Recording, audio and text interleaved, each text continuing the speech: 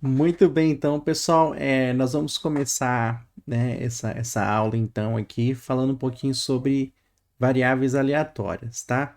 Só para você se situar, né, esse conteúdo ele vem logo após os fundamentos de probabilidade, onde vocês veem probabilidade condicional, né, probabilidade total e assim por diante. Então, a gente vai estender um pouquinho aquelas ideias com as variáveis aleatórias, tá? Então, eu vou sair aqui da tela para vocês enxergarem melhor.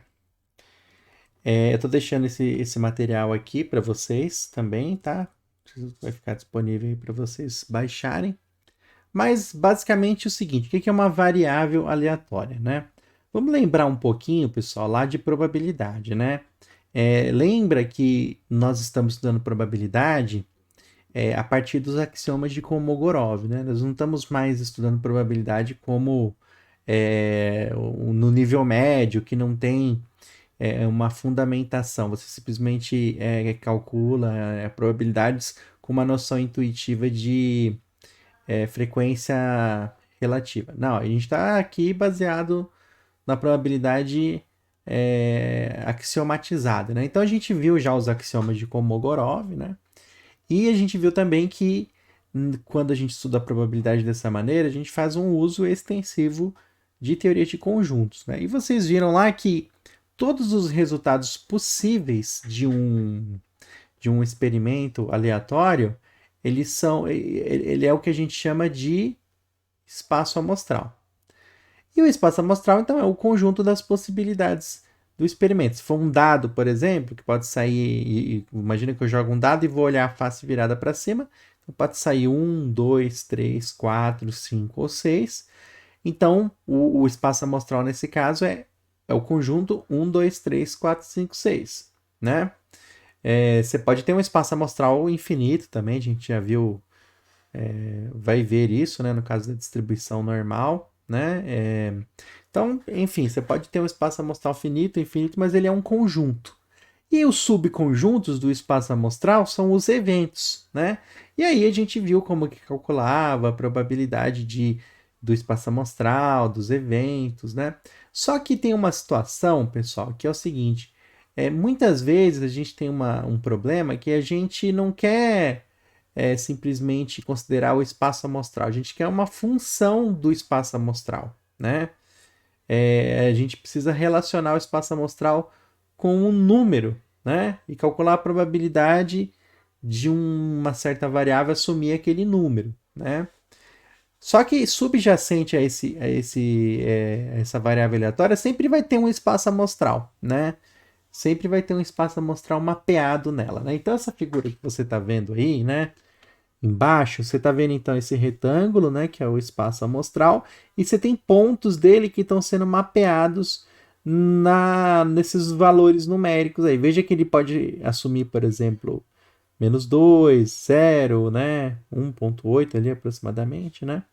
Então a variável aleatória em si, ela pode até assumir valores negativos. Agora a probabilidade da variável assumir aquele valor, né, é sempre positivo, né? Mas então o que é uma variável aleatória, né? Quando você tem um espaço amostral, né, a variável aleatória é qualquer regra que associe um valor a cada resultado do espaço amostral, né? Então veja que você pode inclusive ter dois valores do espaço amostral associados com um único número, né? Isso, se você parar para pensar, é o que é uma função, né? Uma função cujo domínio é o espaço amostral e cujo contradomínio é a reta real, né? Então toda variável aleatória é no fim das contas uma função do espaço amostral nos reais, tá? Reais ou inteiros, você pode também, se você for trabalhando com fenômenos que envolvem contagem, você vai ter inteiro, mas enfim, generalizando, a gente tem essa relação aí, né? A variável aleatória é como se fosse uma função, né? Muito bem. Então, a gente viu lá que eu posso fazer uma associação do espaço amostral com a reta ali, no caso a reta real, mas você não precisa associar a reta real. Você pode associar alguns valores da reta real. Por exemplo, um subconjunto dos inteiros. né? Quando você tem uma variável aleatória que assume valores inteiros, ela é discreta, né? Então, ela não assume, por exemplo, o valor 2,5, 2,1, não, é só 2 ou 3 ou 4. Nesses casos é uma variável, a gente diz que é uma variável aleatória discreta, né? É, e, e não só isso, tá, pessoal? A gente pode até pensar assim numa variável aleatória que tem categorias, né? Tendo ordem, né? A gente já tem uma variável aleatória discreta, né? Ou você pode ter uma variável aleatória contínua, que é realmente mapear os elementos do espaço amostral na reta real mesmo, né? Aí exemplos de variável aleatória discreta é a binomial, a Poisson. Exemplos de variável aleatória contínua tem aqui quadrado, a normal, né? E a gente vai ver algumas delas aí. Então aqui está um exemplinho, tá, pessoal? Então aqui vocês estão vendo o que, né? A gente tem um estudante que ele tenta acessar um computador em um sistema de compartilhamento de tempo. Todas as portas estão ocupadas, vai dar F. Caso em que o aluno não terá sucesso, né? Que o F seria o fracasso. Ou haverá ao menos, né? Pode ter mais. Ao menos uma porta livre. E no caso vai ter sucesso porque ele vai conseguir acessar, né? Então, o seu espaço amostral é S e F, né? Então, a gente pode definir uma variável aleatória que associa esses elementos do espaço amostral com números. Então, por exemplo, quando for a minha variável aleatória é tal que quando for sucesso é 1 e quando for fracasso é 0, né? Aí você vai perguntar, mas para que eu faria isso, né? 0 e 1, S, F, qual que é a vantagem de eu fazer essa associação, né? E criar essa variável aleatória? Uma vantagem que vai ficar óbvio para vocês é o seguinte: quando você tem um espaço amostral desse tipo, S, F, letras, né? Categorias, você não pode somar. Mas a variável aleatória assumindo valores 1 e 0, você pode somar, né? Porque 1 é número, né?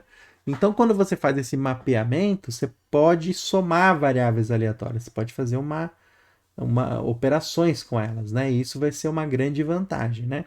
Mas nesse caso aqui, pelo menos do ponto de vista da probabilidade, é simplesmente trocar o 1 pelo S e o F pelo 0, né? Então, aqui no caso, a variável aleatória indica se o estudante pode ou não acessar 1 ou 0. Então, beleza. Aqui tem um comentário, né, que se você tiver muitos resultados no espaço amostral, não dá para fazer essa associação 1 a 1, né? E a gente vai ver que tem uma solução para isso aí, né? Um exemplo de variável aleatória, né? Acho que a mais simples que existe é essa que você acabou de ver aí, que é a variável aleatória de Bernoulli, né? Ela pode assumir dois valores, que é 0 e 1, né? Então a gente viu. Deixa eu pegar aqui para vocês a nossa luzinha, que eu acho que vai ser mais fácil de eu mostrar aqui. Então, pessoal, essa é a primeira variável aleatória, né, que vocês estão vendo. A variável aleatória de Bernoulli, tá? Então, a variável aleatória de Bernoulli, ela é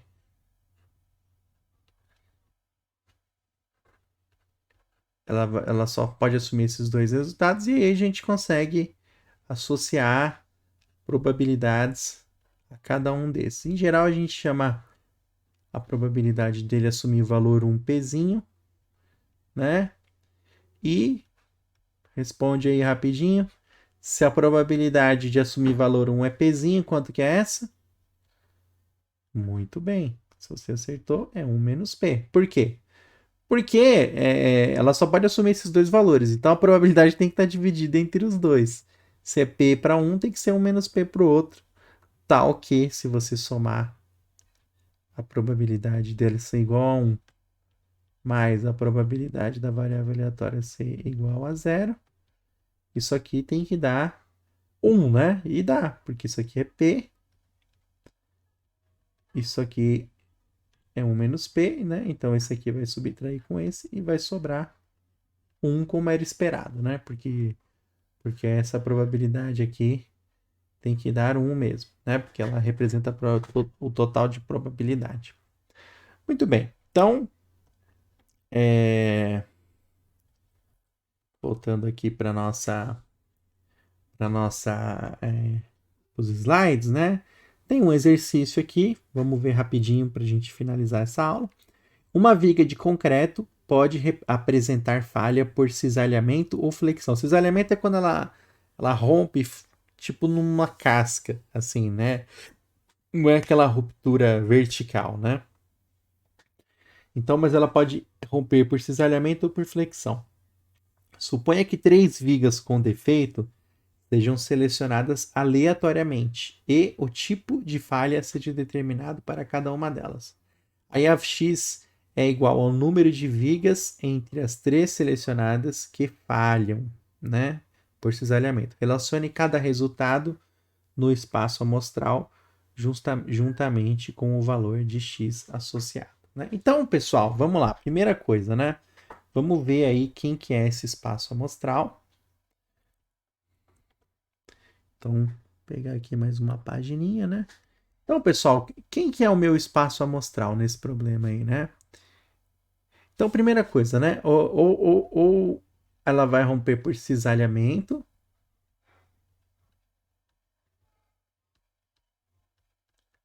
Deixa eu só ver se não tá cortando aqui. É, tá cortando um pouquinho. Pera aí, deixa eu só... Então, esse ou é cisalhamento,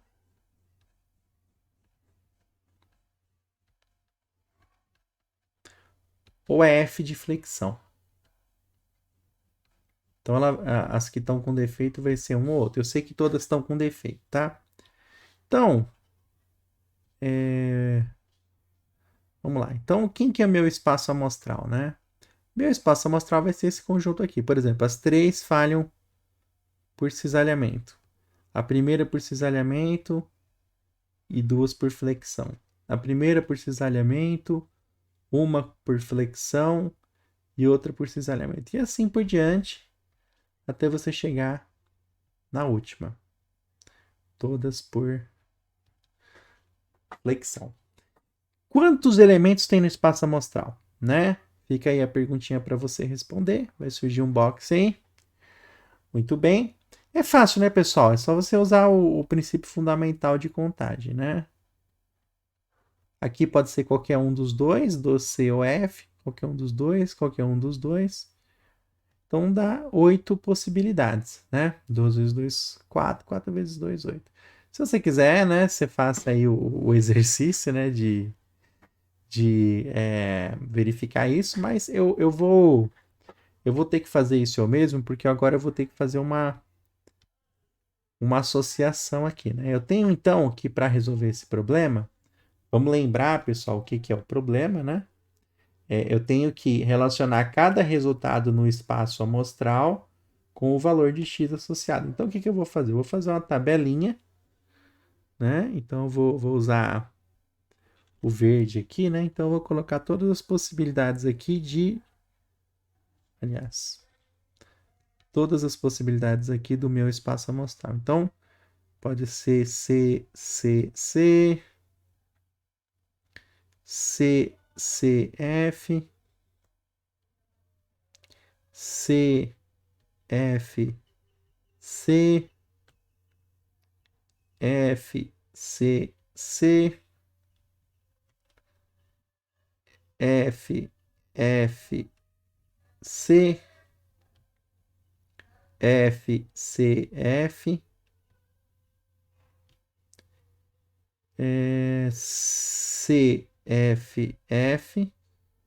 Quanto já deu? 1, 2, 3, 4, 5, 6, 7. E agora não tem opção, né? Eu peguei com um C só, com 2 Cs, agora tem que ser com nenhum C. Só tem uma possibilidade, né? E deu, ó, deu 1, 2, 3, 4, 5, 6, 7, 8, né? Exatamente o que a gente tinha previsto aqui. E agora, pessoal, agora eu vou relacionar com a variável aleatória, né? Então vamos lá. Vamos ver aqui quais são as possibilidades da variável aleatória. Né? Deixar bonitinho aqui uma tabelinha para você ver. Isso aqui, pessoal, eu tô fazendo, mas não é o tipo de coisa que a gente regularmente faz. É só para você entender o conceito, tá? Então tem que relacionar cada resultado no espaço amostral, estão todos lá com o valor de x, lembrando que x é número de vigas entre as três que falharam por cisalhamento, tá? Então tem que ser só as que falharam por cisalhamento. Aqui quantas falharam por cisalhamento? 3. Aliás, deixa eu colocar em azul. 3. Quantas falharam por cisalhamento? 2. 2. 2. Aqui foi 1, 1 e 0, né? Então, a minha variável aleatória, ela pode assumir valores 0, 1, 2 e 3. Né? Nenhuma por cisalhamento, uma, duas ou três. Tá, pessoal? Então é isso, né? Acho que está mais claro agora, né? O que é a variável aleatória? É um mapeamento do espaço amostral na reta, né? Se você parar para pensar, foi o que a gente fez aqui, né? Você tem a reta, né? 0, 1, 2, 3, e a gente foi mapeando, né? Foi mapeando esses valores aqui do espaço amostral na reta, né? Como a gente estava fazendo, como estava lá no slide. Então é isso, pessoal. Vou encerrar essa aula aqui agora.